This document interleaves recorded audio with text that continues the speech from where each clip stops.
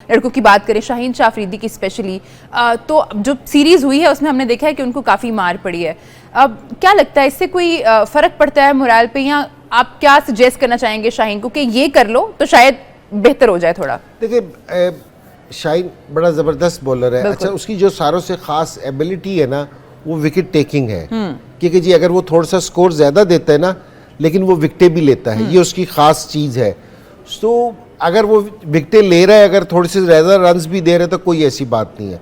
लेकिन पिछली सीरीज में ये होगा कि विकेटें भी उसको इतनी नहीं मिली, और लेकिन स्पेशली जो उनका रोल है कि वो अर्ली ऑन आके विकेटें लेते हैं।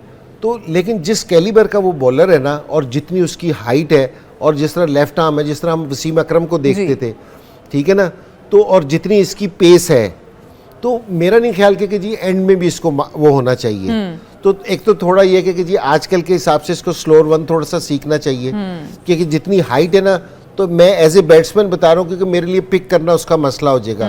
तो थोड़ी सी ये वाली चीज़ें हैं, और शाहीन को ये अपने जहन में रखना चाहिए, जिस तरह हम बाबर से तवक्को करते हैं ना कि बैटिंग को आपने लीड करना है, तो इसी तरह शाहीन से तवक्को करते कि बॉलिंग को लीड आपने करना है, कि फास्ट बॉलिंग, क्योंकि हम बहुत ज़्यादा स्पिनर्स पे नहीं खेल रहे, फास्ट बॉलर्स पे खेल रहे हैं।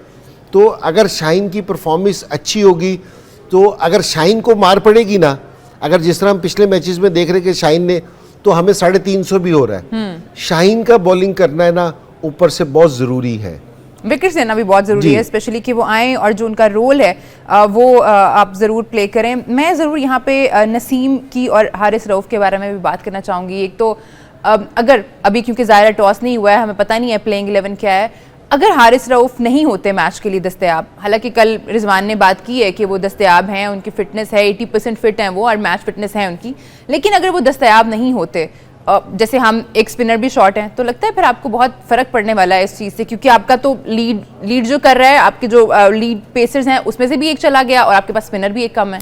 देखिए, बिल्कुल सही कह रही हैं आप कि अगर हमारे मेन बॉलर्स नहीं खेलेंगे ना, तो इधर हमारे पास जीतने का एक ही चांस है कि हमारे पास ये वाली ऑप्शंस हो, क्योंकि विकेट टेकिंग ऑप्शंस हो। ठीक है, अगर हमारे पास विकेट टेकिंग ऑप्शंस होंगी ना, तो हम जीतेंगे। And Haris one of them. Haris one of them, क्योंकि जी ये विकेट टेकिंग बॉलर है, और अगर ये 100% फिट नहीं होता तो इससे फ़र्क पड़ेगा। क्योंकि मैं इसलिए कह रहा हूँ ये वाली बात कि पिचेस फ्लैट है, आउटफील्ड फास्ट है, यहाँ स्कोर कंटेन कराना बहुत मुश्किल है।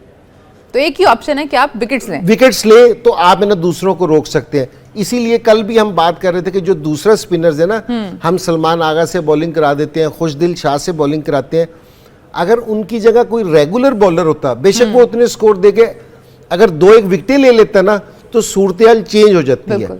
तो यहाँ कोई बहुत ज़्यादा फर्क नहीं पड़ता टोटल में, क्योंकि जी अगर आपने 30-35 रन का फ़र्क डाल दिया कि 350 की बजाय अगर किसी को 300 पे और 310 पे कंटेन कर दिया, तो यही आपकी जीत है।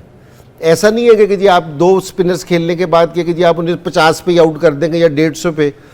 तो यही फ़र्क 30 से आप जितने भी मैचेस देख लें, सिर्फ है ना फ़र्क पड़ता है 20 रन का, 30 रन का, वो कंटेन हम कर सकते थे। तो हमारे मेन बॉलर्स का खेलना है ना बहुत ज़रूरी है, जिनके पास विकेट टेकिंग ऑप्शंस हो।